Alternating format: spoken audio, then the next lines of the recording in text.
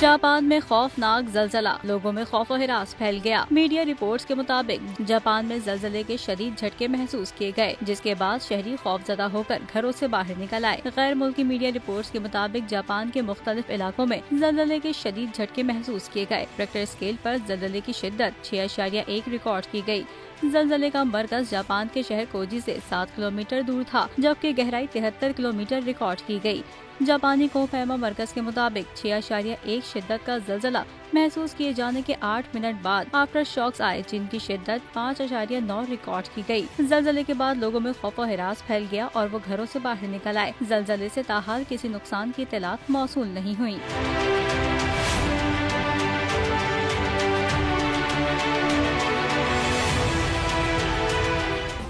Subscribe करें और bell दबाएं ताकि कोई खबर रह न जाए।